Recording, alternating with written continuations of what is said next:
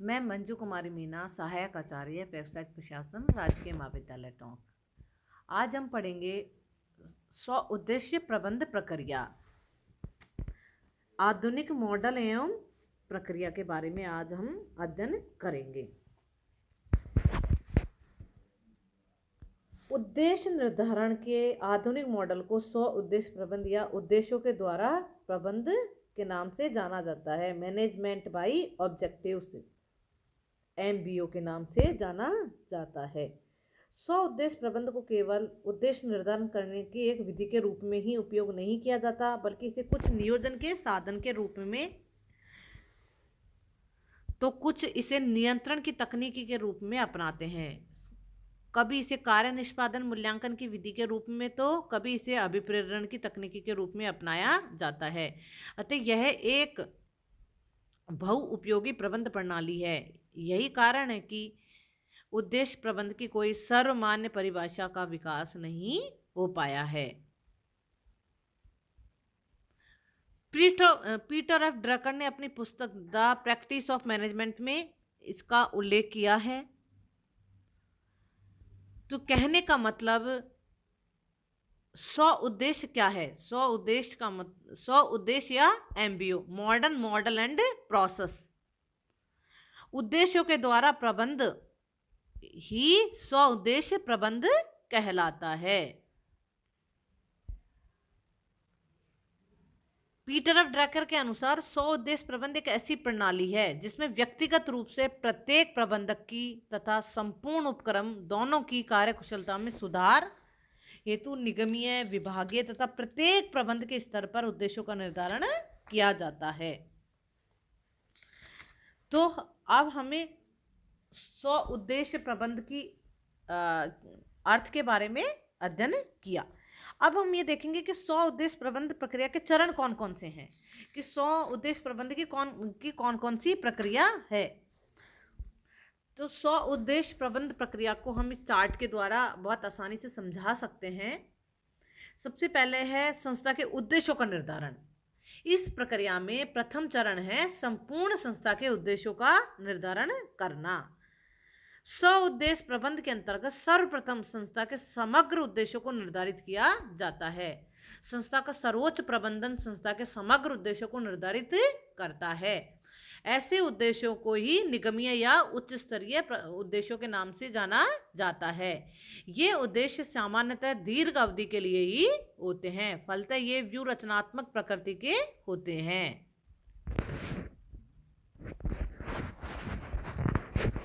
संस्था के उद्देश्यों को निर्धारित करते समय संस्था के प्रबंधन को अनेक पहलुओं को ध्यान में रखना होता है। वो कौन कौन से पहलू हैं? प्रबंधन की अपनी विचारधारा, संस्था के संसाधन, संस्था के आंतरिक एवं बाह्य वातावरण की परिस्थितियां, बाजार की विशिष्ट परिस्थितियां, इन सब चीज़ों को उद्देश्य निर्धारण करने से पहले ध्यान में रखा जाता है। दूसरा है प्रत्येक अधीनस्थों के उद्देश्यों का निर्धारण करना। स्व उद्देश्य प्रबंध संपूर्ण संस्था के विभिन्न स्तरों पर एक साथ संचालित किया जाता है। अतः संस्था के सभी अधीनस्थ स्तरों के सभी प्रबंधकों, जैसे मंडल, विभागीय, अनुविभागीय प्रबंधक तथा कर्मचारियों के वैयक्तिक उद्देश्य भी निर्धारित करने होते हैं।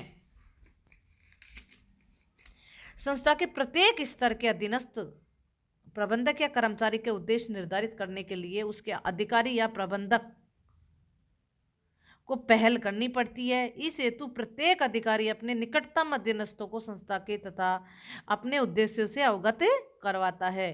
तत्पश्चात प्रत्येक अधीनस्थ को पृथक पृथक विचार विमर्श करके यह ज्ञात करता है कि एक निश्चित समय में इन उद्देश्यों की प्राप्ति हम किस प्रकार से कर सकते हैं और इन उद्देश्यों की प्राप्ति में हम किस प्रकार से योगदान दे सकते हैं।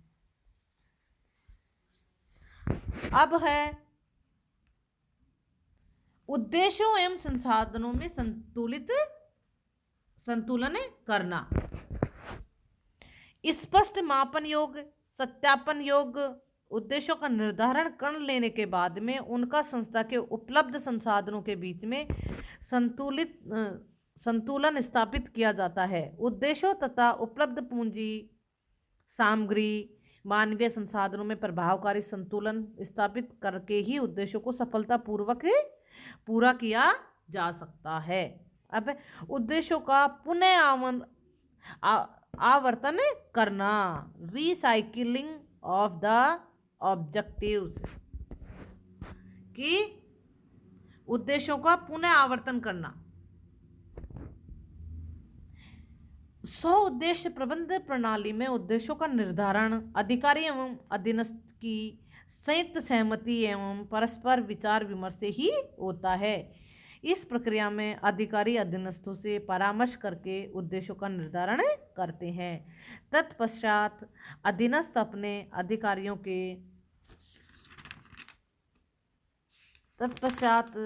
अधिकारी के अपने अधीनस्थों के उद्देश्यों को में संशोधन एवं समायोजन करते हैं। इस प्रकार संस्था में प्रत्येक स्तर के अधीनस्थ अपने से ऊपर के स्तर के अधिकारी के उद्देश्यों को निर्धारित करने में भूमिका निभाते हैं। फलतः अधीनस्थ अपने उद्देश्यों को पूरा करने के लिए अपेक्षाकृत अधिक प्रतिबद्ध हो जाते हैं। अगला है कार्य योजनाओं का विकास, डेवलपिंग एक्शन प्लान। संस्था के सभी स्तरों पर उद्देश्यों का निर्धारण कर लेने के बाद में उनके क्रियान्वयन की बारी आती है। इस हेतु कार्य योजनाओं का निर्माण किया जाता है।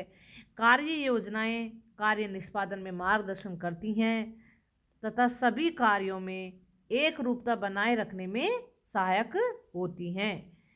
कार्य योजना में निम्नांकित प्रश्नों को अंकित किया जाता है। कौन कौन से प्रश्न हैं?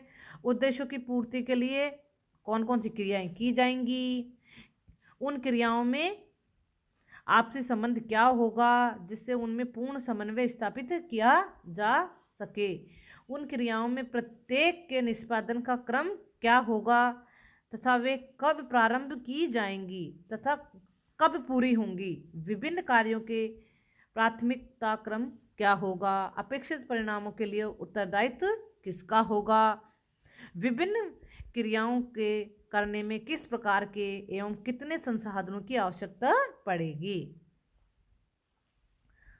इन सभी प्रश्नों को कार्य योजनाओं के विकास में शामिल किया जाता है। अगला है कार्य योजनाओं का क्रियान्वयन। 100 उद्देश्य प्रबंध की प्रक्रिया का अगला चरण कार्य योजनाओं के क्रियान्वयन का होता है। इस चरण में संस्था के सभी व्यक्ति कार्य योजनाओं के अनुसार अपने कार्यों को पूरा करते हैं। इस हेतु सभी लोगों को अभिप्रेरित किया जाता है तथा सभी आवश्यक संसाधनों की व्यवस्था की जाती है।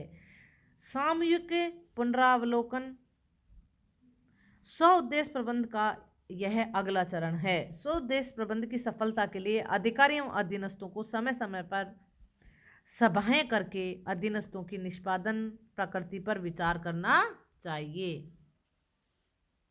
इस प्रक्रिया में अधीनस्थों से प्राप्त सामयिक प्रतिवेदन पर अधिकारियों को अपनी समुचित टिप्पणी करनी चाहिए। उन्हें उनकी निष्पादन प्रकृति पर अधीनस्थों को समस्याओं को सुनना चाहिए। आवश्यकता हो तो उनमें सुधार हेतु आवश्यक सहायता भी उपलब्ध करनी चाहिए। ऐसे पुनरावलोकन से कार्य योजनाओं में यथासंभव सुधारात्मक उपाय किए जा सकते हैं जिससे उद्देश्यों के प्रबंध में अपेक्षित परिणाम प्राप्त किए जाते हैं। अगला और अंतिम चरण क्या है? अंतिम मूल्यांकन। 100 उद्देश्य प्रबंध प्रक्रिया में अंतिम चरण है कार्य निष्पादन का या अंतिम मूल्यांकन। इसमें प्रत्येक व्यक्ति के वास्तविक कार्य निष्पादन को मापा जाता है।